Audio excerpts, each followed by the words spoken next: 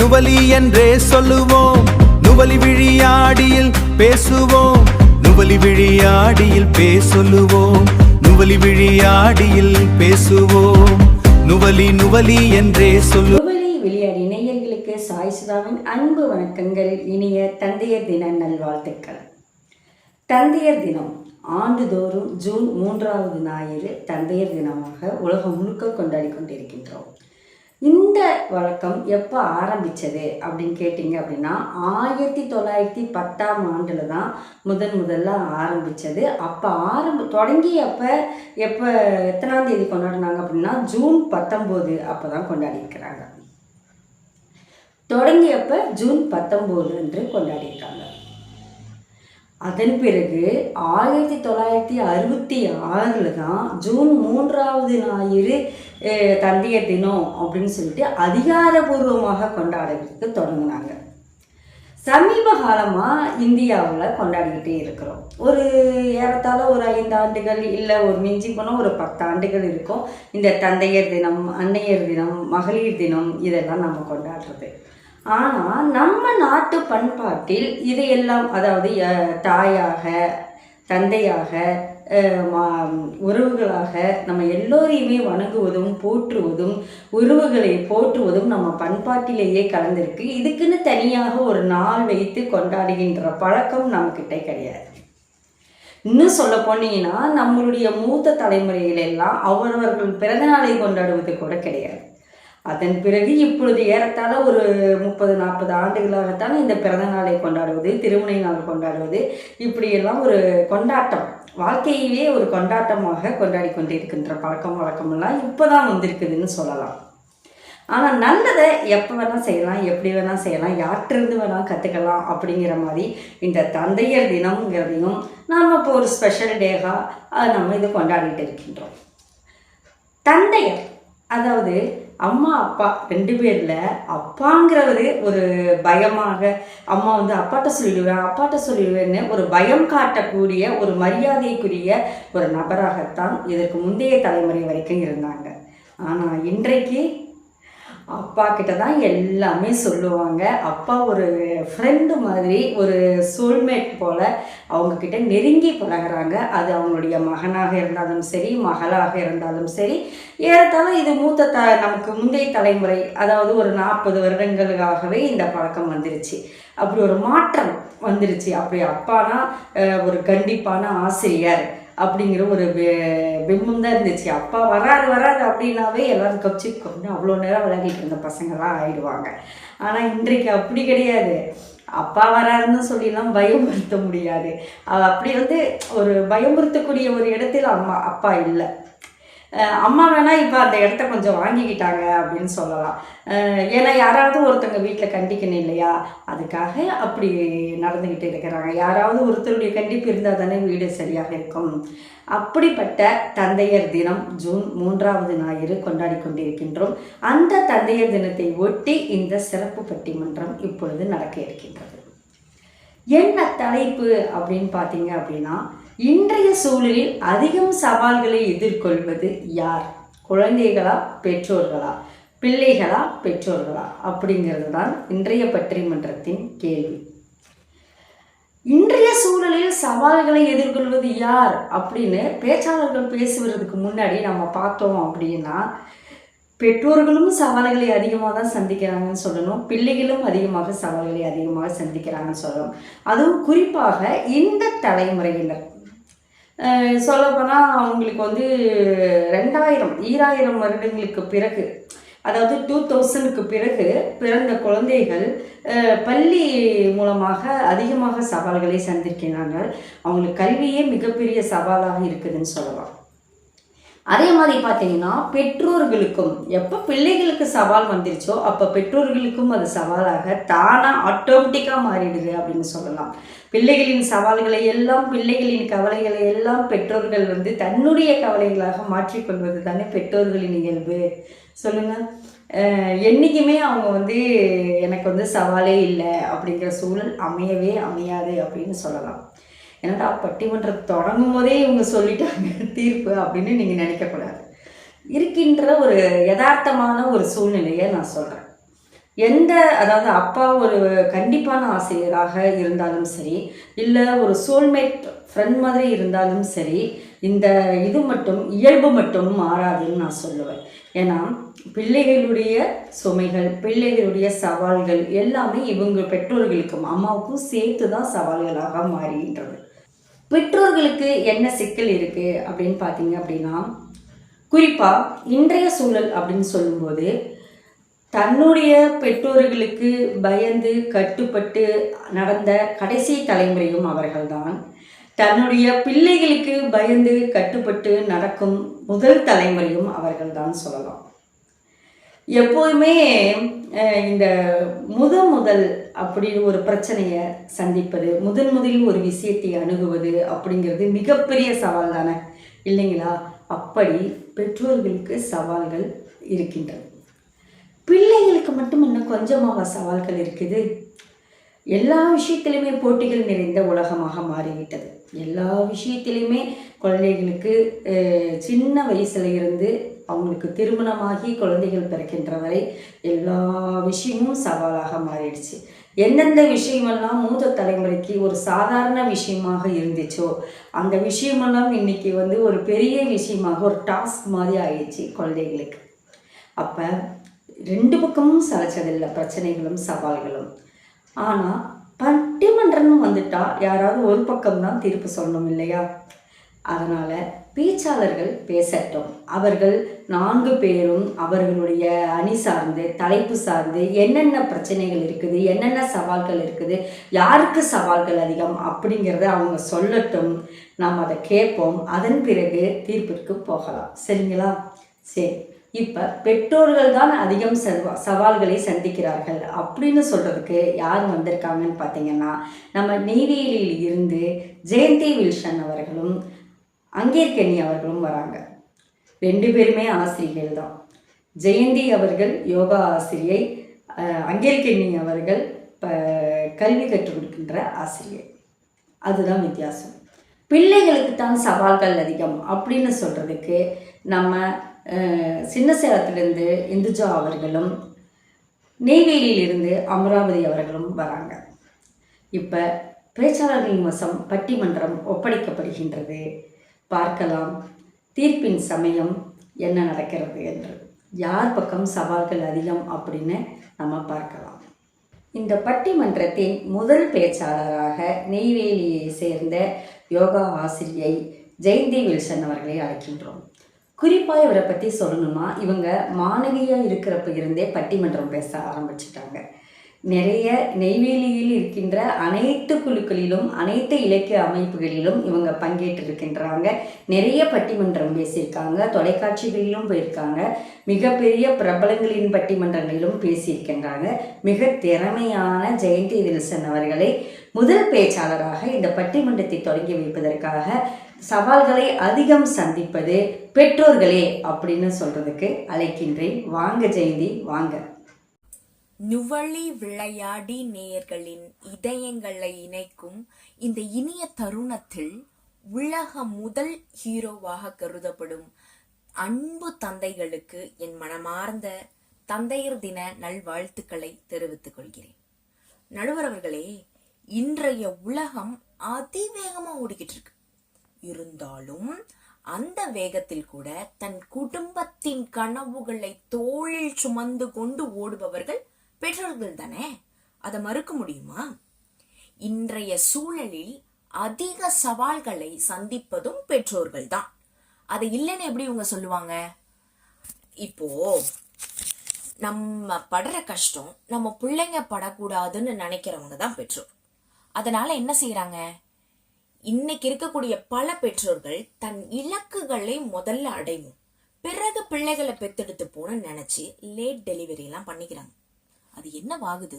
40 வயசுக்கு மேல பல சவால்களை அவர்கள் சந்திக்க வேண்டிய தருணத்துக்கு தள்ளப்படுறாங்க. உடல் ரீதியா பாதிக்கப்படுறாங்க, மன ரீதியாவும் பாதிக்கப்படுறாங்க. இப்போ தன் பிள்ளைக்கு இந்த ஸ்கூல்ல சீட்டே கிடைக்காதுன்னு எல்லா பெற்றோர்களுக்கும் தெரியும். தெரிஞ்சு அவங்க என்ன செய்வாங்க? கால் கடுக்க மாத கணக்க ஓடி ஆடி அந்த ஸ்கூல்ல சீட்டை வாங்குவாங்க. ஒரே ஒரு வாரம் தான் நடுவர்களே. அந்த பெற்றோர்கள்ட்ட பிள்ளைங்க போய் சொல்லும், நான் இனிமேல் அந்த ஸ்கூலுக்கே போக மாட்டேன். ஏன் அப்படி சொல்லுதுன்னு கேட்டா, அப்பா அம்மா ஸ்கூலுக்கு வந்து விட்டுட்டு போறனால கூட உள்ள நண்பர்கள்லாம் சொல்றாங்களாம், யாரா அது உங்க தாத்தா பாட்டியான்னு. இந்த வார்த்தையை கேட்டு சில பெற்றோர்கள் என்ன செய்யறாங்க, தாம் பிள்ளைகளுக்காக தன்னுடைய உடலை வருத்திக்க தயாரா இருக்கிறாங்க. இன்னைக்கு இருக்கக்கூடிய பெற்றோர்கள் தெரியுமா நடுவர்களே? இது என்ன சாதாரண விஷயம் நினைச்சுக்கிட்டீங்களா? இன்னைக்கு பிள்ளைகளை வளர்ப்பது பெரிய விஷயம் இல்லை, அந்த பிள்ளைகளை திறமையாக வளர்ப்பதுதான் இன்றைய சூழ்நிலையில் பெற்றோர்களின் மிகப்பெரிய சவாலாக உள்ளது. நடுவர் அவர்களே, இன்னைக்கும் ஒரு சில பிள்ளைகள் திறமையோடலாம் இருக்காங்க எங்க வீட்டுல. எப்படின்னு பாத்தீங்கன்னா, அப்பாவும் அம்மாவும் பேசிக்கிட்டு இருக்கிறத அப்படி போகும்போது இப்படி போகும்போதும் காதுல வாங்கிக்குங்க. கரெக்டா யார பத்தி பேசணுமோ அந்த நபர் வீட்டுக்கு என்னைக்காவது வரும்போது, முக்கியமா அத்தை பாட்டி பெரியம்மான்னு வந்தா அவங்க கிட்ட போயிட்டு, எங்க அம்மாவும் எங்க அப்பாவும் உங்களை பத்தி இப்படித்தான் சொன்னாங்கன்னு தெளிவா போட்டு கொடுத்துட்டு போயிரும். அந்த மாதிரி திறமை வாய்ந்த குழந்தைங்களும் இன்னைக்கு இருக்கிறாங்க. நடுவர்களே, உங்களுக்கு தெரியுமா, பர்த்டேன்னு ஒரு கல்ச்சர் இப்ப நடந்துகிட்டு இருக்கு. இந்த கல்ச்சர்னால என்ன பிரச்சனை தெரியுமா? முன்னாடிலாம் எனக்கு ஒரு பிறந்த நாள்னா எங்க அப்பா பிடிச்ச முட்டாய் வாங்கி தர மாட்டாரா, நமக்கு பிடிச்ச துணி வாங்கி கொடுத்துட மாட்டாங்களான்னு ஒரு ஏக்கத்துல இருப்போம். ஆனா இன்னைக்கு இருக்கிற பிள்ளைங்க பயங்கர கிளவர். என்ன தெரியுமா, டாடி நெக்ஸ்ட் வீக் எனக்கு பர்த்டே தெரியும்ல, வாசல்ல டியூட் பைக் வேணும். என்னது, டியூட் பைக் வாசல்ல இருந்தா நான் வீட்டுக்கு வருவேன், இல்லையா என்னால வீட்டுக்குள்ளே வர முடியாதுன்னு பிளாக்மெயில் பண்ற இடத்துல பசங்க இருக்கிறாங்க. இப்போ அது பெற்றோர்களுக்கு என்ன சவால்னா, தான் பிள்ளைய ஃப்ரெண்ட்லியா நடத்தணும்னா பிள்ளைங்க அட்வான்டேஜ் எடுத்து எங்க கெட்டு போயிருவாங்களோன்னு ஒரு பயம். சரி, பிள்ளைய கண்டுக்கவே கூடாது, அவன்கிட்ட நம்ம போய் நெருக்கமா இருக்க கூடாதுன்னு நினைச்சா பிள்ளைங்க நம்மள விட்டுட்டு போயிடுவாங்களோன்ற பயத்திலேயே வாழ வேண்டியதா இருக்கு இல்ல நடுவர்களே? அது பெரிய சவால் தானே. இன்னைக்கு சூழ்நிலைக்கு பிள்ளைகளை ஒழுக்கமாக வளர்க்க முடியுமா? எதிரணியில உள்ளவங்களே இதுக்கு பதில் சொல்ல சொல்லுங்க. நிச்சயம் முடியாது. அப்படிதான் நடுவர்களே, எங்க வீட்டுல வாசல்ல எப்பவுமே ஒருத்தர் வாக்கிங் போவார். அப்படி போகும்போது ஒரு பெரிய வயதானவர் நம்ம உடம்பு முடியாம ஒரு நாள் உட்கார்ந்துட்டார். நான் போனேன், என்னங்க ஆயாச்சுன்னு கேட்டு வீட்டு வாசல் கூட்டு வந்து உட்கார வச்சு என் பையனை, தம்பி தண்ணி எடுத்துட்டு வந்து கொடுன்னு சொன்னேன். அவன் அங்கிருந்து வந்து, தாத்தா why don't you walk அப்படின்னு கேக்குறான். என்னடா இப்படி பேசுற அப்படின்னு கேட்டா அவன் சொல்றான், நடக்கிறது அவருக்கு நல்லது தானே, அந்த தண்ணி அவர் எடுத்து குடிச்சுக்கிட்டாருன்னா அவர் ஹெல்தியா இருப்பாரே அப்படின்னு நல்லதான் சொல்றான். நான் அவனுக்கு பதிலுக்கு, தம்பி why don't you help elders அப்படின்னு கேட்க முடியல. ஏன்னா கோச்சுப்பா நம்ம புள்ள, வேறோ ஒருத்தருக்காக பெத்த பிள்ளைய நீங்க விட்டு கொடுத்துருவீங்களான்னு என்ன பதிலுக்கு கேட்பான்ல. அந்த பயம் எனக்குள்ள இருக்குல்ல நடுவர்களே. முன்பு ஒரு காலத்துலலாம் அம்மாக்கு தெரியாம அப்பாக்கள் போய் தான் பொண்ணுக்கு மாப்பிள்ளையே பார்த்துட்டு வந்துருவாங்க. ஆனா இன்னைக்கு இருக்கிற காலத்துல 3 வயசு பெண் குழந்தைக்கு பிள்ளைய விட்டுட்டு நீங்க போய் ஒரு துணி எடுத்து கொடுத்துட முடியுமா? அதுதான் அதை ஏத்துக்குமா? நடக்கிற காரியமா நடுவர்களே? இது புரியாம எதிரணில இருந்து 3 பேரும் டிப்டாப்பா கிளம்பி வேற வந்து நம்ம முன்னாடி உட்காந்து பேசிக்கிட்டு இருக்காங்க. முன்னாடிலாம் அப்பான்றவங்க பிள்ளைங்க தூங்கும் போது வீட்டுக்கு வருவாங்க வேலையை முடிச்சுட்டு, பிள்ளைங்க எழுந்திருக்கிற நேரத்துக்கு வேலைக்கு போயிருவாங்க. அப்போ அப்பாக்கும் பிள்ளைங்களுக்கும் ஒரு ஏக்கம் இருக்கும், 2 பேராலையும் பார்த்துக்க முடியல, பகிர்ந்துக்க முடியல நல்ல விஷயங்களை அப்படின்னு. ஆனா இன்னைக்கு பாருங்க, நான் என் ஃப்ரெண்டு வீட்டுக்கு போறேன், அப்பா வீட்டுல இருக்கும் போது பையன் இல்லை, பையன் வீட்டுல இருக்கும் போது அப்பா இல்லை. ஏன்னு கேட்டா என் நண்பர் சொல்றாங்க, அப்பாவுக்கும் பையனுக்கும் வைபு செட் ஆக மாட்டேங்குது, மேய்க்கிறது என்னமோ எருமை, அதுல என்ன பெருமை வேண்டி கிடக்குது அவங்களுக்குன்னு எனக்கு தெரியல நடுவர்களே.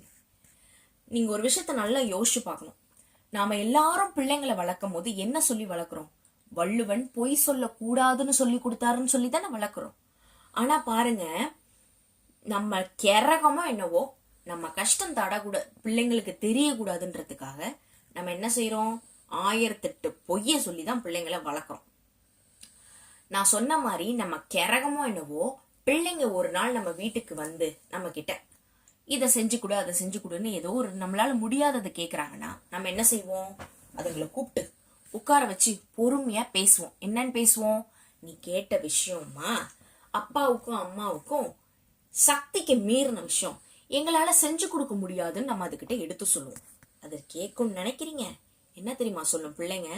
சத்தமா சவடாலா சொல்லும், பெத்தீங்கல்ல, யாரு கேட்டு பிள்ளைய பெத்தீங்க, பெத்த பிள்ளைக்கு செஞ்சுதான் ஆகணும் அப்படின்னு.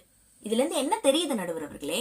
இன்றைய காலத்தில் பெற்றோர்கள் சந்திக்கும் மிக கொடுமையான சவால் வறுமை இல்லை, வசதி இல்லை, பிள்ளைகளுக்கு உண்மையான வாழ்க்கையை புரிய வைக்க முடியாத நிலைதான் நடுவர் அவர்களே. இதை இல்லைன்னு சொல்லுவாங்களா அவங்க? அதனால்தான் நான் உறுதியாக சொல்கிறேன், பாசம் முக்கியம்தான். ஆனா அந்த பாசத்தோட சேர்ந்து வாழ்க்கையின் உண்மையை நிலையை சொல்லிக் கொடுத்து ஒழுக்கத்துடன் பிள்ளைகளை வளர்ப்பதுதான் இன்றைய பெற்றோர்களின் மிகப்பெரிய சவாலாக இருக்குது நடுவர்களே.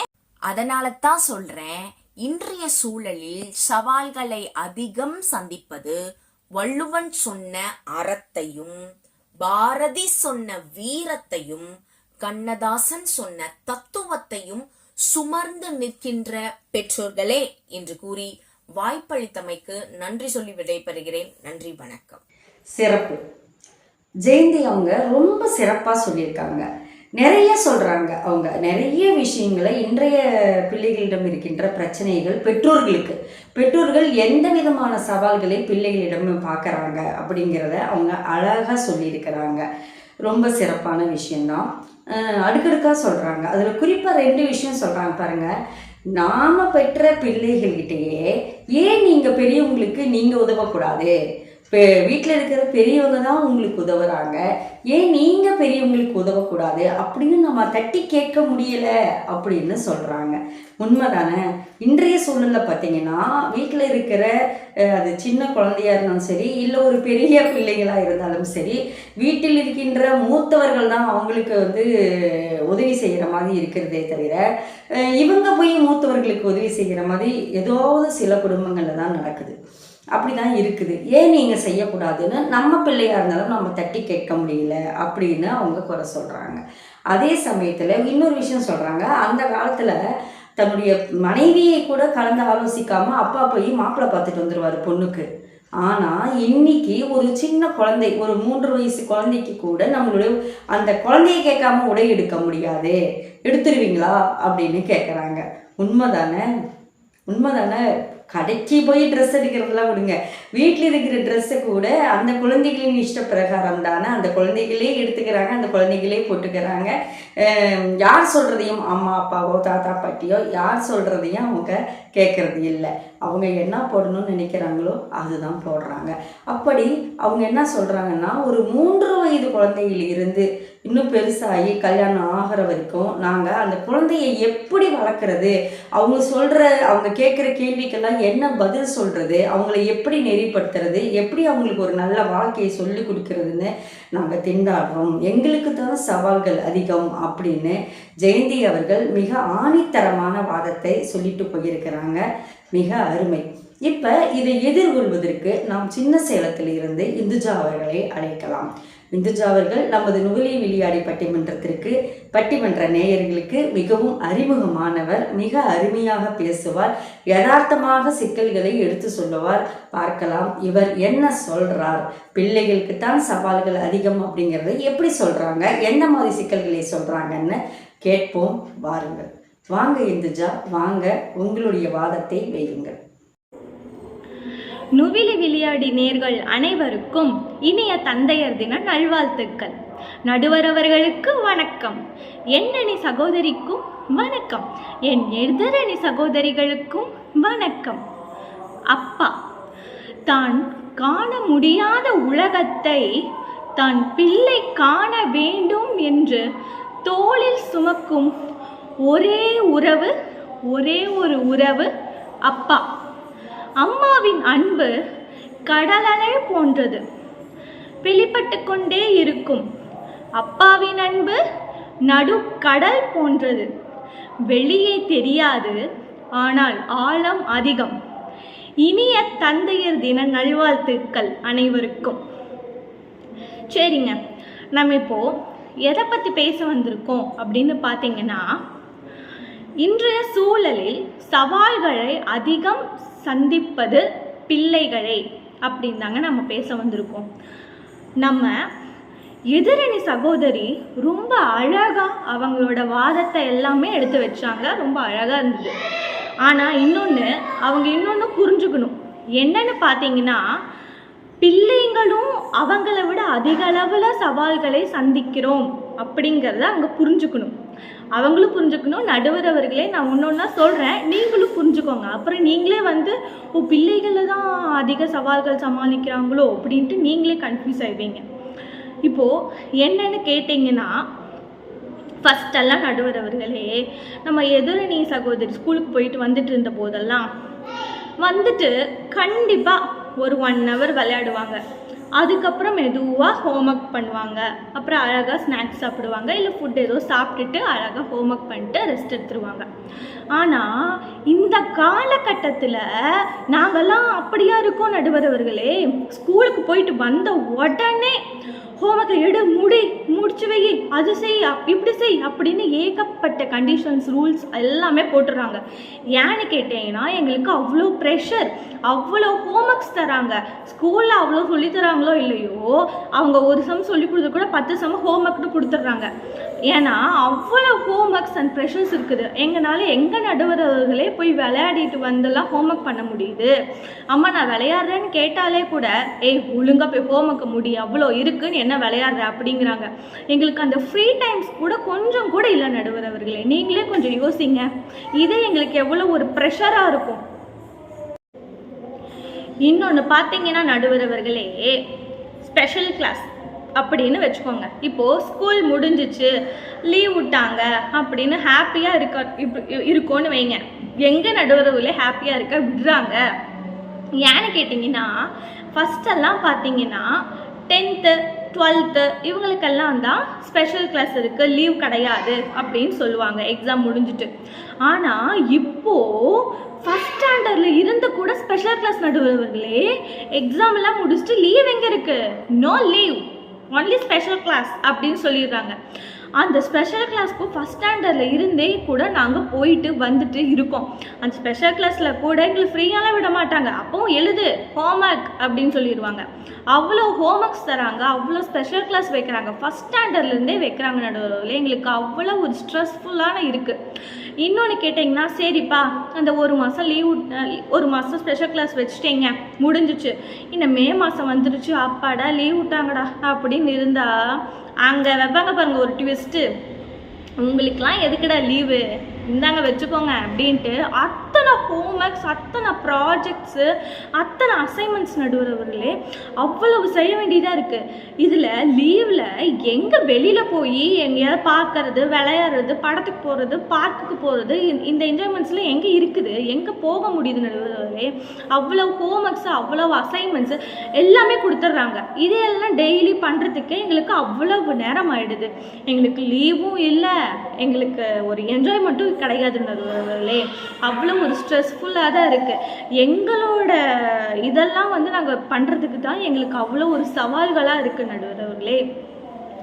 இன்னொன்று கேட்டிங்கன்னா, இப்போது வளர்ந்து வர காலகட்டத்தில் ஏஐ அப்படிங்கிற ஒரு இம்பார்ட்டண்ட்டான ஒரு விஷயம் டெவலப் ஆகிட்டு வந்துட்டுருக்குது. ஏஐ அப்படிங்கிறத அந்த ஏஐ வளர்ந்து வர காலகட்டத்தில் இப்போல்லாம் மல்டி டேலண்டடாக இருந்தால் தான் நம்ம பொழைக்க முடியும் நடுவர்களே.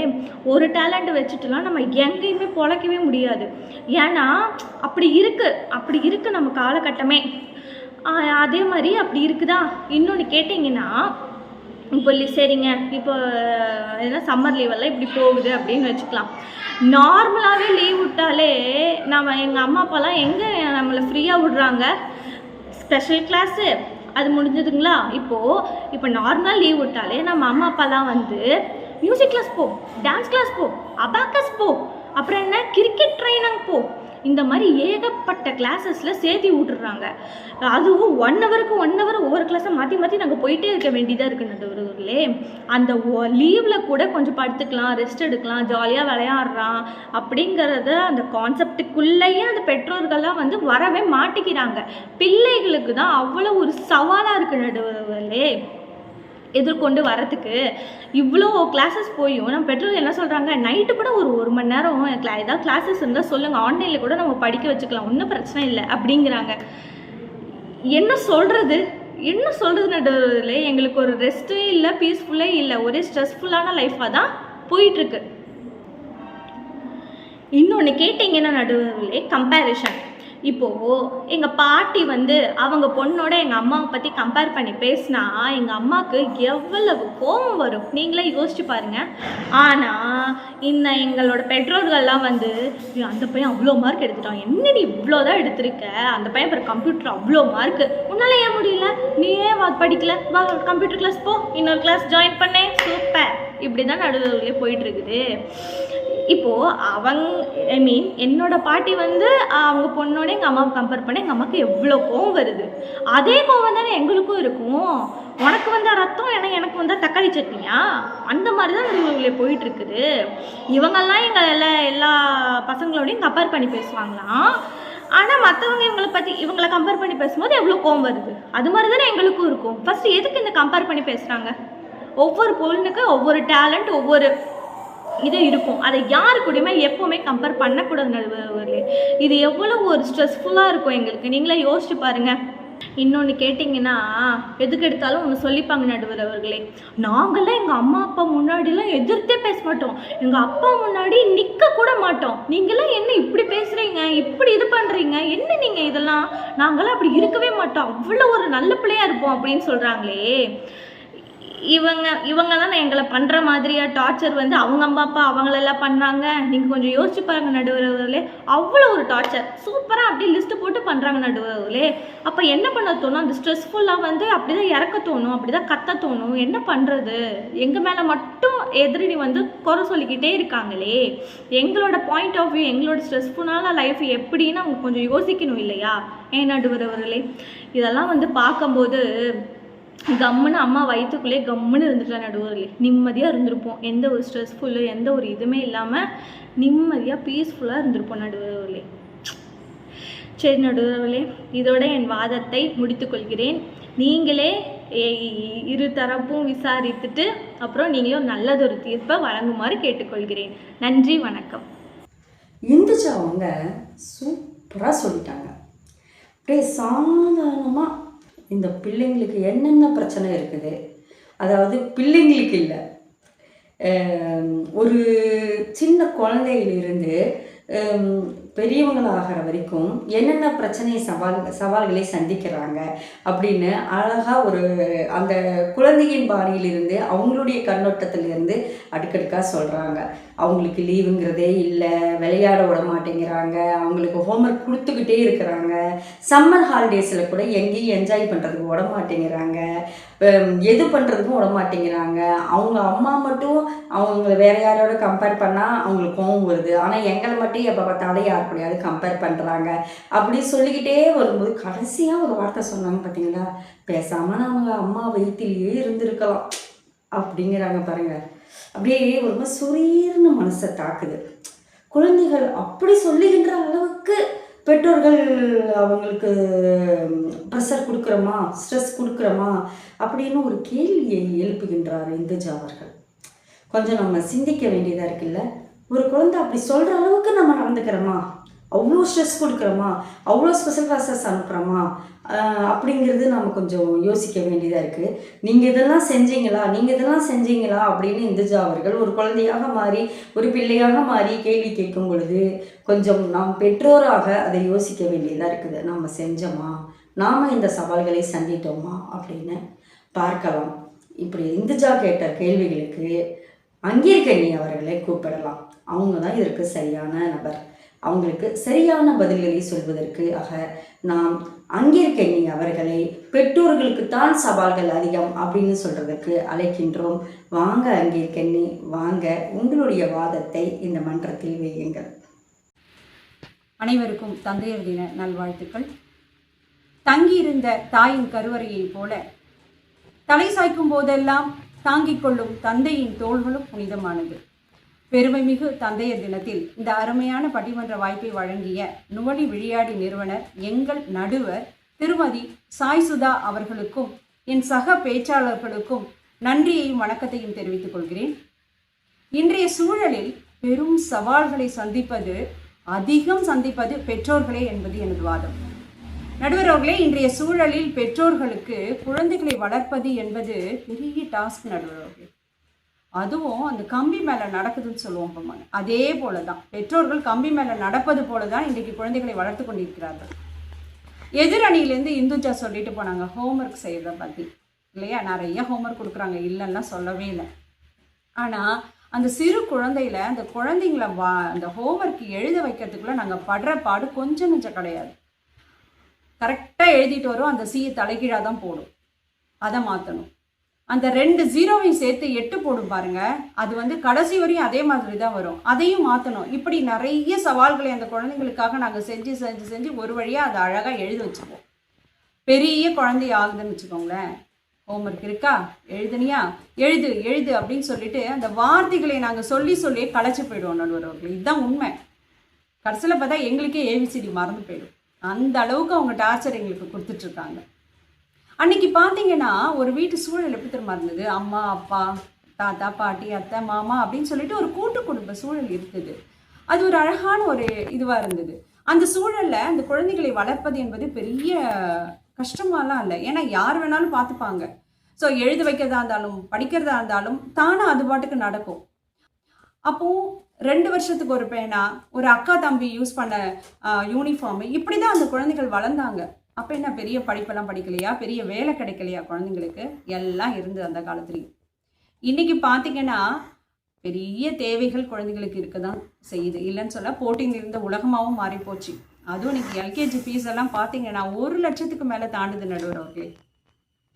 ஒரு கட்டம் பார்த்தீங்கன்னா குழந்தைகளுக்கு ஒரு விருப்பம் இருக்கு இல்லைங்களா, அடுத்தது பெற்றோர்களுக்கு விருப்பம் இருக்கும். ஆனால் நம்ம ரெண்டும் நல்லதுன்றதால அந்த 2த்தையுமே நம்ம குழந்தைங்களுக்கு செய்யக்கூடிய ஒரு சூழல் வரதான் செய்யுது. அதுவும் மிகப்பெரிய சவால்.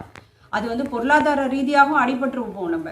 அப்புறம் நம்ம கொண்டு போய் விடுறதும் நமக்கு கஷ்டமாக இருக்கும். ஒவ்வொரு கிளாஸ்க்கும் கொண்டு போய் விட்டு அழைச்சிட்டு வர்றதும் கஷ்டமாக தான் இருக்கும். அதுவும் சவால் தான். அதையும் எதிர்நோக்கி கொண்டு தான் இருக்கிறார்கள் இன்றைய பெற்றோர்கள்.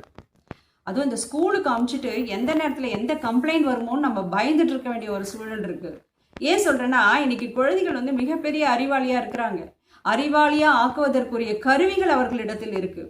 பெற்றோர்களே பார்த்து வியக்கிற அளவுக்கு அந்த குழந்தைகள் அறிவாளியாக இருக்கிறாங்க.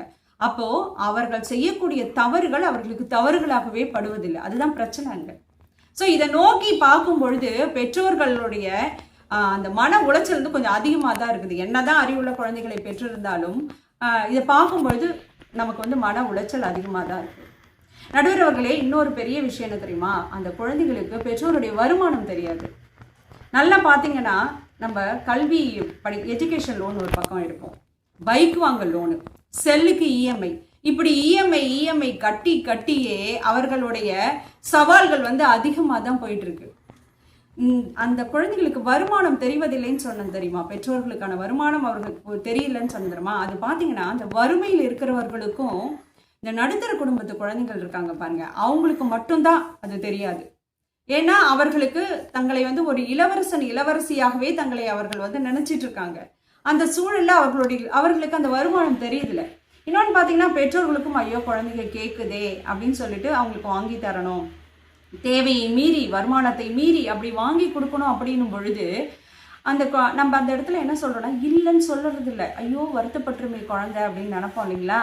அந்த வருத்தப்படுறதுன்ற விஷயத்த நம்ம கொஞ்சம் தள்ளி வைக்கணும். ஏன்னா நம்ம அந்த காலத்தை கொஞ்சம் யோசிச்சு பார்க்கணும். அப்போ பார்க்கும்பொழுது நம்முடைய பெற்றோர்களிடத்தில் நம்ம கேட்டிருப்போம். அப்போ அவங்க என்ன சொன்னாங்க, இதுதான் உனக்கு வெட்டு 1 துண்டு 2, இதுதான், இதை யூஸ் பண்ணுறியா பண்ணிக்கோ, இதை வாங்கி வச்சுக்கிறியா வாங்கிக்கோ அப்படின்னு சொல்லிட்டு அந்த காலத்தில் அந்த வருத்தப்படுற விஷயத்தெல்லாம் விட்டுட்டு ஒரு ஓரமாக வச்சுட்டு குழந்தைங்களுக்கு என்ன தேவையோ நீ வருத்தப்பட்டாலும் பரவாயில்ல இதை தான் பண்ணணும் அப்படின்னு சொல்லி அந்த காலத்தில் சொல்லி கொடுத்துட்டு போனாங்க. ஆனால் இன்றைக்கி இருக்க குழந்தைகிட்ட அது எடுபடாது. அது உங்களுக்கும் தெரியும். நீங்களும் இப்போ இந்த தலைமுறை குழந்தைகளை தான் வச்சுட்ருக்கீங்க இல்லைங்களா, நல்லா தெரியும். இப்படி காலகட்டம் போகும்பொழுது இன்னொரு மிக முக்கியமான ஒரு பிரச்சனையை ஏற்படுத்தக்கூடிய விஷயம் கூட சொல்லலாம் பெற்றோர்களுக்கு, திருமண விஷயம். அது ஆண் குழந்தையாக இருந்தாலும் சரி பெண் குழந்தையாக இருந்தாலும் சரி, இன்னைக்கு அவங்க போடுற கண்டிஷன் இருக்கு பாருங்க, சொல்லவே முடியல. அந்த கண்டிஷனுக்கு ஏற்ற மாதிரி அவர்களுக்கு ஒரு துணையை தேடி தருவதற்குள்ள இந்த பெற்றோர்கள் அவ்வளோதான். அந்த பெற்றோர்களுடைய மன உளைச்சல் மட்டும் இல்லை, அவங்க மன ரீதியாக பாதிக்கப்படுறாங்க அப்படின்னு கூட சொல்லலாம். அந்த அளவுக்கு இருக்கிறாங்க. அதுவும் திருமணம் வைத்த பிறகு பார்த்தீங்கன்னா திருமணம் வைத்த பிறகு அவர்களுக்குள்ள கருத்து வேறுபாடு வந்து டைவர்ஸ் வரையும் போகும் பொழுது இவ்வளோ செலவு பண்ணி குழந்தைகளை படிக்க வச்சு ஒரு திருமணம் செய்து இதெல்லாம் பார்க்கும் பொழுது அவர்களுக்கு வந்து பெரும் சவால்கள் தானே நடுவர் அவர்களே. அப்புறம் ஒரு சின்ன விஷயம் உங்ககிட்ட நான் சொல்லணும், நான் பகிர்ந்துக்கணும்னு நினைக்கிறேன். எங்கள் வீட்டில் என் தங்கையோட குழந்தை ஒரு 3 வயசு இருக்கும். அந்த குழந்தைக்கு ஒரு நாள் ரொம்ப அழுதுட்டு இருந்தான். நைட்டு பால் கேட்டு சரின்னு என் தங்கை கொண்டு வந்து பால் கொண்டு வந்து கொடுத்தா. அவன் அந்த பாலை கொடுத்தோடனே கையில் வாங்கிட்டு அந்த பாலை திரும்பி பார்த்து பார்த்து அழறான். எதுக்குடா அழற, இதோ தான் பால் வந்துருச்சு குடிடா அப்படின்னா திருப்பி அழறான். என் தங்கை உள்ளே போனா, உள்ளே போயிட்டு அகைன் திருப்பி கொண்டு வந்து பாலை கொடுத்தோடனே வாங்கிக்கிட்டான். எனக்கு ஒன்றும் புரியல. அப்போ அவகிட்ட தங்கைக்கிட்ட கேட்கும்போது அவன் சொல்கிறா, அது பெரிய டம்ளரில் ஹாஃப் டம்ளர் தான் அந்த பால் இருந்திருக்கு இல்லைங்களா, அந்த ஹாஃப் டம்ளர் முழுசா ஏன் இல்லைன்னு அழறான் அந்த குழந்தை. இவன் போய் சின்ன டம்ளரில் ஃபுல்லாக நிறச்சி கொண்டு வந்து கொடுத்தோடனே வாங்கிக்கிட்டான். இப்படிதான் இன்றைய குழந்தைகள் இருக்காங்க. இந்த குழந்தைகளுக்கு ஏற்ற மாதிரி இன்னைக்கு நம்ம வந்து மனதை மாற்றிக்கிற மாதிரி இருக்கு. என்னெல்லாம் இவங்க யோசிப்பாங்க, அதுக்கு நம்ம என்ன பண்ணலாம் அப்படின்ற லெவலுக்கு இன்றைக்கு இருக்கிற குழந்தைகள் இருக்கிறார்கள் இல்லைங்களா. இதுக்கு நம்ம உட்காந்து ரூம் போட்டு யோசிக்கணும் போல இருக்கு. இந்த குழந்தைகளை எப்படி வளர்ப்பது, அவர்களை எப்படி வந்து அவர்களை ஒரு உயர்ந்த நிலைக்கு நம்ம கொண்டு வர்றது அப்படின்னு. ஸோ இன்றைய சூழலில் பார்த்தீங்கன்னா அதிகம் சவால்களை சந்திப்பது பெற்றோர்களே என்று கூறி அற்புதமான இந்த வாய்ப்பை அளித்தமைக்கு நன்றி கூறி விடைபெறுகிறேன். நன்றி. அங்கீர்கண்ணி அவர்கள் ரொம்ப திறமையா ஆணித்தரமான வாதத்தை வச்சுட்டு போயிருக்கிறாங்க. அவங்க அணிக்கு நிறைவான பேச்சாளராக நிறைவான வாதத்தை தந்து அமர்ந்திருக்கிறாங்க. அவங்களுக்கு பாராட்டுக்கள். 2 விஷயம் அவங்க சொல்கிறாங்க. ஒன்று, பசங்களை ஸ்கூலுக்கு அனுப்பிட்டு அங்கிருந்து என்ன கம்ப்ளைண்ட் வருமோ அப்படின்னு நாங்கள் பயந்துக்கிட்டு உட்காந்துருக்குறோம் அப்படின்னு சொல்கிறாங்க. இன்னொன்று, பெற்றோர்களின் பொருளாதார பிரச்சனைகளை இவங்க புரிஞ்சுக்கிறதே இல்லை அப்படின்னு சொல்கிறாங்க. கடைசியாக அந்த வாதத்தை நிறைவு செய்யும்போது அவங்க ஒரு விஷயம் சொன்னாங்க பாருங்கள், மன அழுத்தத்திற்கு நாங்கள் ஆளாகிறோம், மனப்பிரச்சனைகள் வந்துடுமோன்னு எங்களுக்கு பயமாக இருக்குது இவங்க கொடுக்குற ப்ரெஷர் அப்படிங்கிறாங்க. இந்துஜா அவங்க நாங்கள் பேசாமல் வயிற்றுலேயே இருந்திருக்கலாமோ, அம்மா வயிற்றுலேயே இருந்திருக்கலாமோன்னு சொன்னது எப்படி மனதை சுரியர்னு தாக்கிச்சோ, அதே மாதிரி அங்கீர்கண்ணி அவங்க எங்களுக்கு மன அழுத்தம் வருது, எங்களுக்கு மனசிக்கல் வந்துடுமோன்னு பயமாக இருக்குது அப்படின்னு சொல்கிறதும் ஒரு கன்னத்தில் அரைவது போல தான் எனக்கு இருந்துச்சு. ஒரு யதார்த்தமான சூழ்நிலையே பெற்றோர்கள் இருக்கின்ற ப்ரெஷர், பெற்றோர்களுக்கு பிள்ளைகளால் வருகின்ற ப்ரெஷர் இதெல்லாம் வந்து அவங்களுக்கு வந்து உளவியல் சார்ந்த பிரச்சனைகளை கொடுப்பதற்குத்தான் ஆரம்பித்து விட்டது அப்படின்னு நம்ம சொல்லலாம். இதையும் நாம் யோசிக்க வேண்டியதான் இருக்கின்றது. பார்க்கலாம். இந்த பட்டிமன்றத்தின் நிறைவு பேச்சாளராக பிள்ளைகளின் அணிக்காக வாதாடுவதற்காக நாம் ஓய்வு பெற்ற வங்கி ஊழியரான அமராவதி மேடம் அவர்களை நாம் அழைக்கின்றோம். அவங்க வருவாங்க, இதற்கு சரியான பதில் சொல்லுவாங்க. வாங்க மேடம், வாங்க. நுவலி விளையாடி ரசிகர்களுக்கு இனிய தந்தையர் தின நல்வாழ்த்துக்கள். தொடர்ந்து பட்டிமன்றம் நடத்தி சாதனை புரிந்து வரும் நம் நடுவர் அவர்களுக்கு என் முதல் வணக்கத்தை தெரிவித்துக் கொள்கிறேன். என் அணியினருக்கும் மற்றும் எதிரணியினருக்கும் வணக்கத்தை கூறிக்கொண்டு, இன்றைய சூழலில் சவால்களை அதிகம் எதிர்கொள்வது பிள்ளைகளே என்று பேச வந்திருக்கிறேன். இன்றைய பெற்றோர்கள் தான் அன்றைய பிள்ளைகள். அவர்களுக்கே நன்றாக தெரியும் அந்த காலத்தில் நம்ம அதிகம் சவால்களை சந்தித்தோமா, இல்லை இந்த காலத்து பிள்ளைங்க சவால்களை அதிகம் சந்தித்தோமான்னு தெரிஞ்சே தான் நாங்கள் தான் சந்தித்தோன்னு எதிரணியிலேருந்து பேச வந்திருக்காங்க. பாவம் நடுவர் அவர்களே, இன்றைய காலகட்டத்தில் பிள்ளைகள் பிறப்பதே ஒரு சவாலாக தான் இருக்குது. அப்படியே பிறந்தாலும் எத்தனை வருஷம் பெற்றோர்கள் பிள்ளைங்களை வீட்டில் வச்சுருக்காங்க? ஒரு 2 வருஷம், இல்லாட்டினா ஒரு 2.5 வருஷம்தான் வீட்டில் வச்சுருக்காங்க. கொஞ்சம் நடந்தால் போதும், கொண்டு போய் ஸ்கூலில் விட்டுறாங்க. ப்ளே ஸ்கூலில் கொண்டு போய் விட்டுறாங்க. பேச தெரியலனாலும் பரவாயில்ல, அங்கே போய் பிள்ளைங்களாக பழகும்போது பேச்ச கற்றுக்குமா கொண்டு போய் விட்டுறாங்க. இதை வச்சு தான் ஒரு மீம்ஸ் வந்தது பாருங்க. தவழ்கிற ஒரு குழந்தைகிட்ட ஒரு பூனை சொல்லுதான், சீக்கிரம் எந்திரிச்சு நடந்துடாத, நீ எப்போ நடப்பன்னு உங்கள் பெற்றோர் பார்த்துட்ருக்காங்க, கொஞ்சம் நடந்தினா போதும் ஸ்கூலில் கொண்டே விட்டுருவாங்க. சரியாக தானே இருக்குது. அந்த பூனைக்கு உள்ள ஒரு அன்பு பாசம் கூட இன்றைய காலகட்டத்தில் பெற்றோர்களுக்கு இல்லை. குழந்தை பிறந்தா உடனே ஸ்கூலுக்கு போயிடணும், படிச்சிடணும், சாதிக்கணும், அவ்வளோதான். நல்லா யோசிச்சு பாருங்க. நம்மெல்லாம் சின்ன பிள்ளை, இந்த காலத்து பெற்றோர்கள் சின்ன பிள்ளையா இருக்கும்போது எத்தனை வயசுல ஸ்கூல் போனாங்க? 5 வயசு, இல்லாட்டினா 6 வயசு இருக்கும்போது போகிறோம். பர்த் சர்டிஃபிகேட் இல்லைன்னா ஒரு ஸ்பெஷல் குவாலிஃபிகேஷன் அந்த காலத்தில் இருந்தது. அதாவது வலது கையால் இடது கை காதை இப்படி தொடரும், தொட்டால் போதும் உனக்கு படிக்கிறதுக்கான வயசு வந்துருச்சு, சேர்த்துக்குவாங்க. இந்த காலத்தில் 2.5 வயசே போதும், ஸ்கூலுக்கு போ, படி, சாதிச்சிடு, அவ்வளோதான். விளையாட்டு அதெல்லாம் கிடையாது. ஸ்கூலுக்கு போயிட்டு வீட்டுக்கு வந்தா வெளியே போய் விளையாடுறதே கிடையாது, எல்லாம் உள்ளேயே விளையாடு. ஆண்ட்ராய்டு ஃபோனில் எல்லா விளையாட்டும் இருக்குது. அவுட்டோர் கேமெல்லாம் இன்டோர் கேம்லேயே விளையாடலாம். அதுதான் ஓடி விளையாடு பாப்பா, நீ ஓய்ந்திருத்தலாகாது பாப்பா, கூடி விளையாடு பாப்பா. எங்கே பாரதியார் பாடினார், எங்கே ஓடி விளையாடுறது? ஆண்ட்ராய்டு வச்சுக்கிட்டு விரல் தான் ஓடும், கால் ஓடுறதெல்லாம் இல்லை. கூடி விளையாடு பாப்பா. கூடி விளையாட வீட்டிலேயே ஆள் கிடையாது. இன்றைய காலகட்டத்தில் ஒரு பிள்ளைங்க 2 பிள்ளைங்க, 2 பிள்ளைங்க இருந்ததெல்லாம் சுருங்கி போய் இப்போ ஒரு பிள்ளை ஆயிடுச்சு. எங்கேருந்து கூடி விளையாடுறது? அதுக்கும் வாய்ப்பு இல்லாமல் பிள்ளைங்க, இந்த காலத்து பிள்ளைங்க பாவம் ரொம்ப கஷ்டப்படுறாங்க. அப்புறம் பிள்ளைங்க வந்து ஸ்கூலுக்கு போனால் ஒரு கழுதை பொதி மூட்டை சுமந்துட்டு போகிற மாதிரி புத்தகத்தை தூக்கிட்டு போகிறாங்க பாவம். அதில் ஒரு லஞ்ச் பேக் ஒன்று தனியாக. நம்மெல்லாம் ஸ்கூலுக்கு போது, இந்த காலத்து பெற்றோர்கள்லாம் அப்போ ஸ்கூலுக்கு போகும்போது எத்தனை, ஒரு 4 புக்கை ஒரு மஞ்சள் பையில் போட்டு அதிலே ஒரு லஞ்ச் பாக்ஸையும் போட்டு எடுத்துகிட்டு போனோம். இப்போ அப்படியா? புத்தகத்தை தூக்குறதே ஒரு சவாலாக போயிடுச்சு இந்த காலத்து பிள்ளைங்களுக்கு. தூக்கிறதுக்கும் தெம்பு வேணும்ல, தூக்கிட்டு நடக்கணும்ல. எதிரணியிலேருந்து ஜெயந்தி மேடம் சொன்னாங்க, இன்றைய காலகட்டத்தில் லேட்டாக கல்யாணம் பண்ணி லேட்டாக குழந்த பெற்று ஸ்கூலில் கொண்டு போய் சேர்த்தா அந்த குழந்தை சொல்லுதான், ஸ்கூலுக்கு நீ வராத, நீ வந்தீன்னா இவங்க என்ன ஒரு தாத்தாவா பாட்டியான்னு கேட்குறாங்கன்னு. ஏன் இந்த காலத்தில் யார் தாத்தாவும் பாட்டியுமா இருக்காங்க? தாத்தா பாட்டி எல்லாம் டை அடித்து பியூட்டி ஆகிட்டாங்க.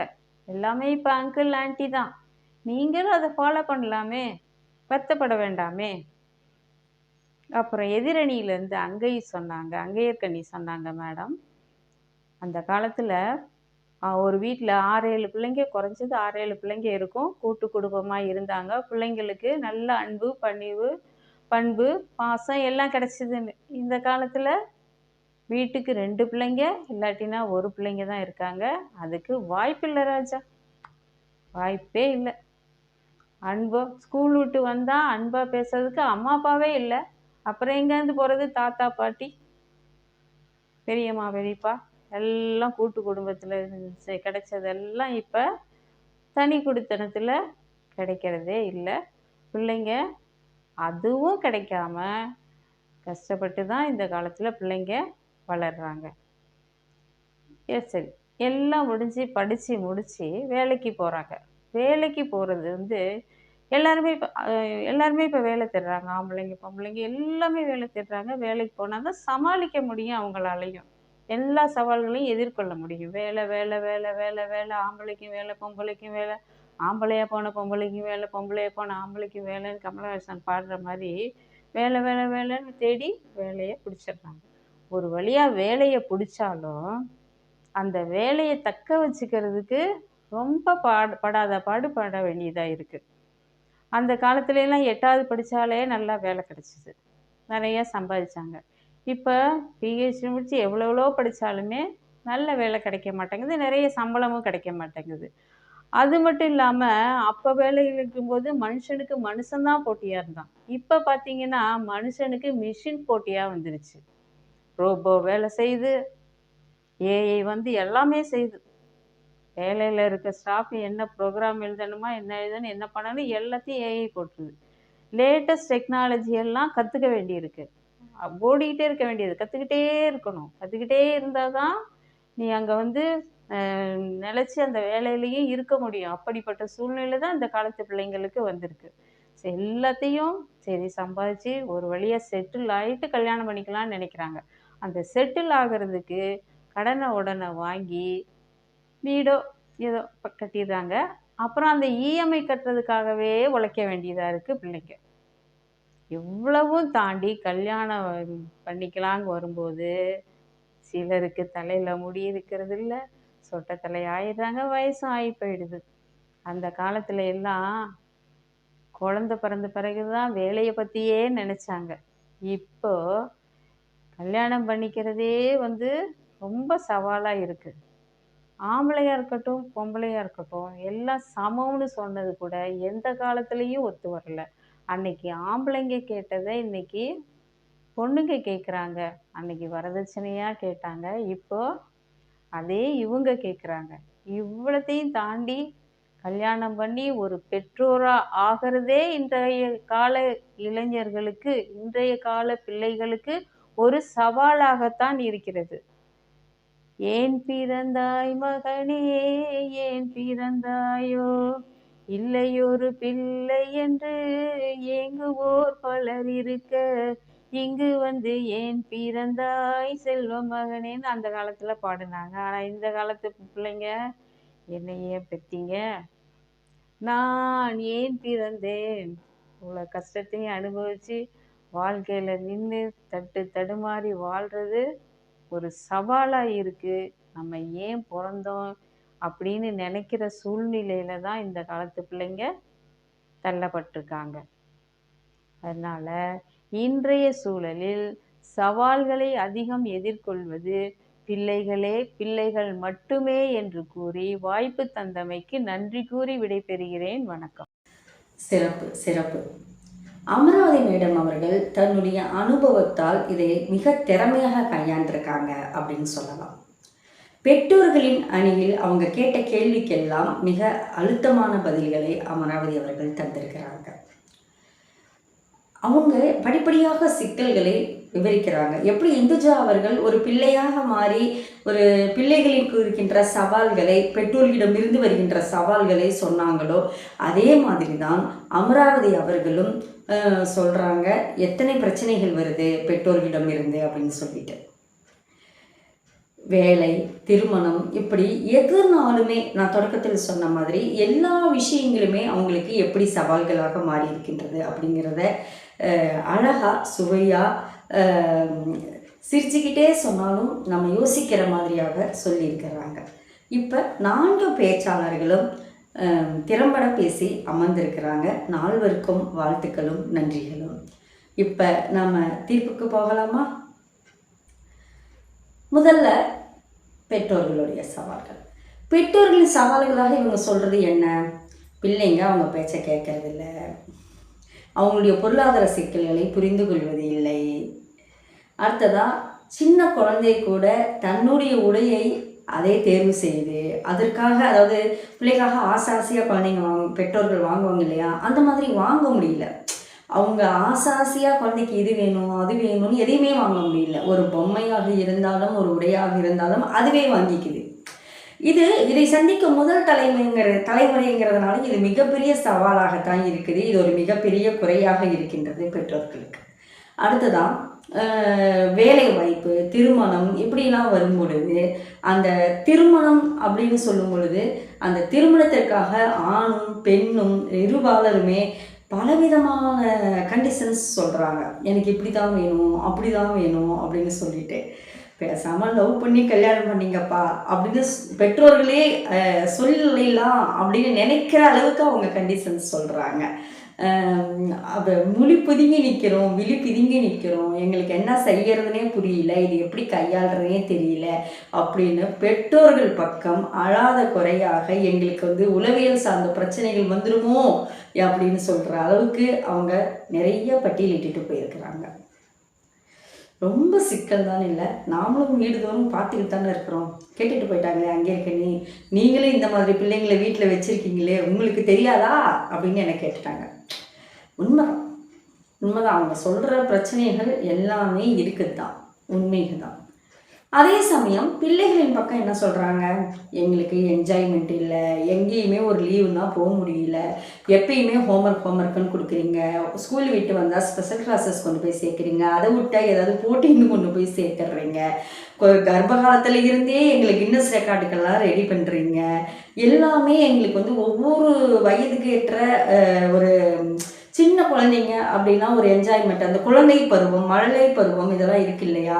நீங்கள்லாம் சொல்லி சொல்லி நாங்கள் அப்போ இப்படி விளையாண்டோம், அந்த ஊருக்கு போனோம், இந்த ஊருக்கு போனோன்னு நீங்கள் வந்து என்ஜாய் பண்ணுறீங்க இல்லையா? உங்களுடைய நினைவுகளை ஒரு சந்தோஷமான நினைவுகளாக எங்ககிட்ட பகிர்ந்துக்கிறீங்க இல்லையா? அது மாதிரி நாளைக்கு நாங்கள் எங்கள் குழந்தைங்கிட்ட என்ன சொல்லுவோம், அப்படி சந்தோஷமாக சொல்கிற மாதிரி என்ன எங்களுக்கு நடந்துச்சு, எப்போ பார்த்தாலும் எங்களுக்கு stress stress stress, special class special class special class எப்போ பார்த்தாலும் படிச்சுக்கிட்டே இருக்க சொல்கிறீங்க, எங்களுக்கு விளையாடவே விடுறதில்ல அப்படின்னு அவங்க நிறைய பிரச்சனைகளே சொல்கிறாங்க. விட்டா அவங்க தான் கடைசியாக சொல்லிட்டாங்க, எந்திரிச்சவங்க நாங்கள் பேசாமல் அம்மா வயிற்றுலேயே இருந்திருக்கலாமா அப்படின்னு சொல்லிட்டு. அப்படி இவங்களும் அடுக்கடுக்காக சொல்கிறாங்க. இவங்க சொல்கிறதுமே எதுவுமே கற்பனை கட்டுக்கதை கிடையாது, இதுவும் வீட்டுக்கு வீடு நடப்பது தான், இதுவும் வந்து பிரச்சனைகள் உண்மைதான். அப்போ பெற்றோர்கள் சொல்கின்ற பிரச்சனைகளும் நிஜத்தில் நடக்கின்ற பிரச்சனைகள் தான், பிள்ளைகளின் பக்கம் சொல்கின்ற பிரச்சனைகளும் நடக்கின்ற பிரச்சனைகள் தான். அப்போ யாருடைய பிரச்சனைகள் அதிகம் பார்ப்போம். இப்போ பார்த்தோம்னா நான் யோசித்து பார்க்குறேன், இதை யோசித்து நம்ம பார்க்கும் பொழுது யாருடைய பிரச்சனைகளும் ஒருவருக்கொருவர் சளைத்ததாக எனக்கு தெரியல. 2 பேருக்குமே அவரவர் வயதுக்கேற்ப அவரவருக்கேற்ப பிரச்சனை தான், சமமான பிரச்சனையாக இருக்கின்றது. தராசு தட்டில் பெற்றோர்களின் பக்கமும் பிள்ளைகளின் பக்கமும் அவர்களுடைய பிரச்சனைகளை தட்டில் போட்டோம்னா 2 சமமாக நிற்கும். அப்போ 2 பேருக்குமே சவால்கள் இருக்குது அப்படின்னு சொல்லிடலாமா அப்படின்னு யோசிச்சா அப்படி எப்படி சொல்கிறது? இதில் இன்னும் கொஞ்சம் நான் சொல்கிற மாதிரி இன்னும் கொஞ்சம் ஆழமாக நான் சிந்தித்து பார்த்தேன். இது இப்படி மேலோட்டமாக பார்க்காமல் இன்னும் கொஞ்சம் ஆழமாக சிந்தித்து பார்த்தேன். நமக்கு சொல்லுவாங்க இல்லையா பெரியவங்க, படிக்கும்போது 2 வரிகளுக்கும் இடையே இருக்கின்ற சொல்லப்படாத வார்த்தைகளில் இருக்கின்றது விஷயம் அப்படின்னு சொல்லுவாங்க, சிந்தித்து பார்க்கணும் அப்படின்னு சொல்லுவாங்க. ஆனால் நான் சொல்லப்பட்ட வார்த்தைகளில் இருக்கின்ற விஷயத்தை ஏற்கனவே இந்த பட்டிமன்றத்தின் தலைப்பு வைக்கும் பொழுது நான் ஒரு எண்ணத்தோடு தான் வச்சேன். அதாவது இப்படி தான் வரும், இப்படி தான் பேசுவாங்க, இப்படி தான் தீர்ப்பு கொடுக்க போகிறோம் அப்படின்னு நினச்சி வச்சேன். நீங்கள்லாம் கூட இப்படி தான் வரும்னு ஒரு யூகம் இருக்கலாம், இப்படி தான் சொல்லுவாங்க அப்படின்னு சொல்லிட்டு. ஆனால் இந்த எப்பயுமே நம்ம பேச்சாளர்களின் பேச்சை அடிப்படையாக வைத்து தான் நம்ம தீர்ப்பு சொல்ல போகிறோம். இருந்தாலும் தலைப்பை வைக்கும் போதே ஒரு யூகம் இருக்கும் இல்லையா, இப்படி பேசுவாங்க இப்படி பேசுவாங்க அப்படின்னு சொல்லிட்டு அப்படித்தான் நான் நினச்சேன். ஆனால் இந்த முறை நான் நினைத்ததற்கு மாறாகத்தான் அந்த தீர்ப்பு வந்து அமைஞ்சிருக்குது அப்படின்னு சொல்லலாம். மாறாகன்னு சொல்கிறத விட என்னுடைய எண்ண ஓட்டத்தை மாற்றியது, புதிய சிந்தனையை தந்தது, ஆமா இல்லை அப்படின்னு என்னை யோசிக்க வைத்தது இந்த வரிகள் அப்படின்னு சொல்லலாம், இந்த வார்த்தைகள்னு சொல்லணும். ஆனால் இது பட்டிமன்ற வரலாற்றிலேயே முதன்முறையாகன்னு சொல்லலாம். எனக்கு மட்டும்னு இல்லை, பொதுவாக நம்ம பார்த்த பட்டிமன்றங்கள் நிறைய இடங்களில் நடக்கின்ற பட்டிமன்றங்களில் கூட இந்த மாதிரி நடந்திருக்காது அப்படின்னு நான் நினைக்கிறேன். என்ன அப்படின்னா, இப்போ நம்ம ஒருத்தர் பேச்சை வைத்து அவங்களுக்கு ஒரு தீர்ப்பை இந்த பட்டிமன்றத்தில் சொல்கிறோம்னா, எந்த அணி சார்ந்த பேச்சாளரின் பேச்சை எடுத்துக்கிறோமோ அப்போ அந்த அணி சார்ந்த தலைப்புக்கு தான் தீர்ப்பு. இல்லை எந்த அணி சார்ந்த தலைப்புக்கு நம்ம தீர்ப்பு கொடுக்க போகிறோமோ அந்த அணி சார்ந்த பேச்சாளரின் பேச்சை வச்சு தீர்ப்பு கொடுப்போம். ஆனால் இது அப்படியே உள்டாவாக காலத்திற்கு ஏற்றாற் போல ட்ரெண்டிங்காக தலைகீழ மாறிடுச்சு அப்படின்னு சொல்லலாம். காலத்திற்கு ஏற்றாற் போல எல்லாமே மாறுது பார்த்தீங்களா? நாமளாம் எதையும் மாற்றுறது கிடையாது, தானாக மாறுது எல்லாமே. அப்படி என்னன்னு கேட்குறீங்களா? என்னப்பா இவ்வளோ முஸ்தீப்பு கொடுக்குறீங்க, அது எப்படி என்னதான் விஷயம் சொல்லுங்களேன் அப்படின்னு கேட்குறீங்களா? நம்ம அங்கீர்கண்ணி அவர்கள் பெற்றோர்களுக்கு இருக்கின்ற பிரச்சனைகளை சொல்லும்போது சொல்லிக்கிட்டே வந்தாங்க, இன்றைய பிள்ளைகள் மிகவும் அறிவாளிகளாக இருக்கிறார்கள், பெற்றோர்களே வியந்து பாராட்டும் அளவிற்கு அறிவாளிகளாக இருக்கிறார்கள், அவர்கள் அறிவை பெருக்கிக் கொள்வதற்கு வசதியாக அவர்களிடம் அறிவு சார்ந்த கருவிகள் இருக்கின்றன, அந்த அறிவு தான் பிரச்சனையாக இருக்கின்றது, அவர்கள் நிறைய தவறுகளை செய்கிறார்கள், இதில் வேதனை என்னன்னா அவங்க செய்யறது தவறுன்னு அவங்களுக்கே தெரியறதில்லை அப்படின்னு சொன்னாங்க. அதனால் அந்த பிள்ளைகளை பார்த்து நமக்கு வேதனையாக இருக்குது அப்படின்னு சொல்லிட்டு அவங்க பிள்ளைகள் அதாவது பெற்றோர்களின் சவால்களாக அதை குறிப்பிட்டு சொன்னாங்க. அதைத்தான் நான் இந்த பட்டிமன்ற தீர்ப்புக்கு நான் வந்து வைக்கிறேன். இதை வச்சு தான் இந்த பட்டிமன்ற தீர்ப்புக்கே நான் வந்தேன். என்னன்னு கேட்டிங்கன்னா, என்னை யோசிக்க வைத்ததும் இந்த வார்த்தைகள் தான். உண்மைதானே? பெற்றோர்களுடைய பிள்ளைகள் ஒவ்வொரு தலைமுறையிலையும் அப்படித்தான் இருக்கின்றது. பெற்றோர்களோட பிள்ளைகள் அறிவாளிகளாக தான் இருப்பாங்க. ஆனால் எந்த தலைமுறை பிள்ளைகளும் நம்ம பெற்றோர்களோட நம்ம அறிவாளிகள் அப்படின்னு காட்டிக்கிறதும் கிடையாது, அப்படி சொல்லி காட்டுறதும் கிடையாது, நடந்துக்கிறதும் கிடையாது. தான் அறிவாளி அப்படின்னு அந்த மாதிரி நடந்துக்க மாட்டாங்க முந்தைய தலைமுறை வரை. ஆனால் இன்றைய தலைமுறை பிள்ளைகள் உனக்கு ஒன்றும் தெரியாது, நான் தான் அறிவாளி, எனக்கு தான் தெரியும் அப்படின்னு சொல்லி அவங்க தானாக ஒரு முடிவுகளை எடுத்து தானாக அந்த முடிவுகளை செயல்படுத்த தொடங்குறாங்க. அது தவறு கிடையாது. ஆனால் அந்த முடிவுகள் சரியான முடிவுகளா அப்படின்னு யோசித்து பார்த்தா அது பெரும்பாலும் தவறான முடிவுகளாக இருக்கின்றது. அனுபவம் சார்ந்த பெற்றோர்களை அவங்க கலந்து ஆலோசிப்பதும் கிடையாது. அவங்க தானாக சொன்னாலும் அதை கேட்பதும் கிடையாது. அப்போ இந்த இடத்துல கொஞ்சம் நம்ம இன்னும் சொல்லப்போனால் இது பெற்றோருக்கு தானே சவால் கிடையாது, இது பிள்ளைகளுக்கு தான் சவால். எப்படிப்பட்ட சவால்னு பார்த்தீங்கன்னா, தான் செய்கிறது தவறு அப்படின்னு தெரியாமையே செய்யறாங்க பார்த்தீங்களா. இந்த தவறு மிகப்பெரிய சவாலாக, அது ஒரு செயல் செஞ்சோம்னா அதனுடைய விளைவுன்னு ஒன்று கிடைக்கும் பார்த்தீங்களா. தவறான செயல் செய்யும் போது அது எவ்வளோ பெரிய ஒரு விளைவு, ஒரு தவறான விளைவு அவர்களுக்கு கையில் கிடைக்கும். அதை நினைச்சு தானே பெற்றோர்களுக்கு பதறது. சொல்லுங்க பார்ப்போம், இப்படி செய்யறாங்களே, இந்த வழியில் போகிறாங்களே, நாளைக்கு என்ன பண்ணுவாங்களோ, இதனுடைய விளைவு இப்படி வருமே அப்படின்ட்டு. ஆனால் பதறினாலும் அவங்க பிள்ளைகளுக்கு அந்த என்ன பண்ணுறோம், தப்பு செய்கிறோன்னு தெரியாமையே செய்யறாங்க. அந்த அது கனிஞ்சு, அதாவது நம்ம இன்னைக்கு விதைச்சா அதை என்ன விதைக்கிறோமோ அதுதான் கனியாக கிடைக்கும்னு சொல்கிறாங்கல்ல. அது மாதிரி ஒரு தவறான செயல்களை செய்யும்போது அது மிகப்பெரிய ஒரு தவறான ஒரு விலை தான் கிடைக்கும். அன்னைக்கு அவர்கள் தான் அந்த மிகப்பெரிய சவாலை சந்திக்க போகிறார்கள். அப்படி பார்த்தால் மிகப்பெரிய சவால்களை சந்திப்பது பெற்றோர்களை விட பிள்ளைகள் தான் அப்படின்னு நான் சொல்லுவேன். அதே சமயம் இன்னொரு விஷயம் நான் சொல்கிறதுக்கு விரும்புகிறேன்.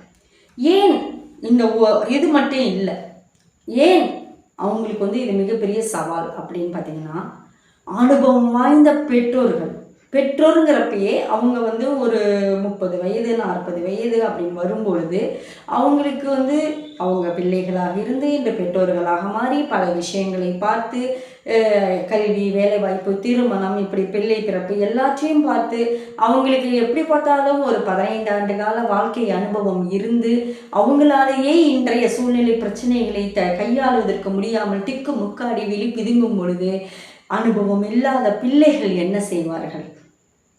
அவர்களுக்கு அந்த கையாளுவதற்கு திறமை குறைவாகத்தானே இருக்கும். அப்போ அந்த நோக்கத்தில் நாம் பார்த்தாலும் அந்த கையாளுகின்ற திறமை, அதாவது ஒரு போட்டின்னு வச்சா சமமாக வைக்கணும்னு சொல்லுவாங்க இல்லையா. முயலுக்கும் ஆமைக்கும் போட்டி வைத்ததே தவறு.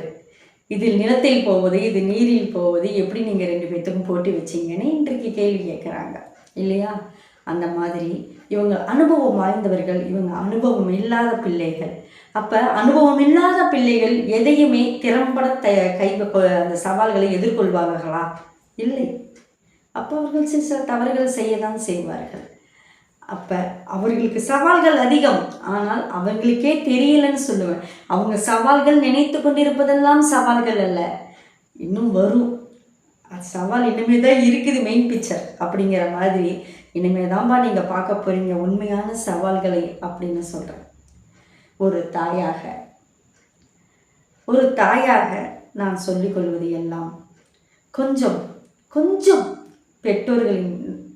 பெற்றோர்களின் இடத்தில் இருந்து பாருங்கள், பெற்றோர்களையும் கலந்து ஆலோசியுங்கள். பெற்றோர்கள் உங்கள் எதிரிகள் இல்லை, பெற்றோர்கள் உங்களுக்காக தான் வாழ்ந்துட்டு இருக்கிறாங்க. உங்களுடைய கனவுகளை சுமந்து கொண்டு தானே அவங்க தினம் தூங்குறாங்க. நீங்கள் உங்களுடைய முகம் மாறினாவே அவங்க அன்றைக்கி பூரா தூங்க மாட்டாங்க. உங்களை என்ன பிரச்சனைன்னு கேட்கலாமா வேணாமா அப்படின்னு அவங்க யோசித்து இன்றைய பெற்றோர்கள் மன அழுத்தத்திற்கு ஆளாகின்றார்கள். பெற்றோர்களுக்கு இருக்கின்ற சிக்கல்கள் அதிகம்தான், இருந்தாலும் ஒரு துளி இந்த நோக்கத்தில் பார்த்தோம் அப்படின்னா என்ன தவறுன்னு தெரியாமையே செய்கின்றார்கள், கையாள தெரியாமல் அணுகுகின்றார்கள். வருகின்ற விளைவு மிகப்பெரிய சிக்கலாக இருக்கும். இன்றைக்கு நடப்பதெல்லாம் இல்லை, இன்னும் வரும். அந்த சிக்கல் அதிகமாக வரும். அது பிள்ளைகளுக்கு மட்டும்தான். இனி வரும் காலங்களிலும் இன்றைய சூழலிலிருந்து இந்த அநேகமாக 2015க்கு பிறகு பிறந்த பிள்ளைகள் இவங்களுக்கெல்லாம் பார்த்தீங்க அப்படின்னா இவங்களுக்குத்தான் சிக்கல்கள் அதிகம், இவர்கள் சந்திக்கும் சவால்கள் தான் அதிகம் என்பதையே தீர்ப்பாக சொல்லி நான் இந்த பட்டிமன்றத்தை நிறைவு செய்கின்றேன். மீண்டும் நல்லதொரு பட்டிமன்றத்தில் உங்களை சந்திக்கும் வரை உங்களிடமிருந்தே விடைபெறுவது உங்கள் சாய் சுதா. மீண்டும் தந்தையர் தின வாழ்த்துக்களை கூறி உங்களிடமிருந்து விடைபெறுகிறேன். நன்றி, வணக்கம்.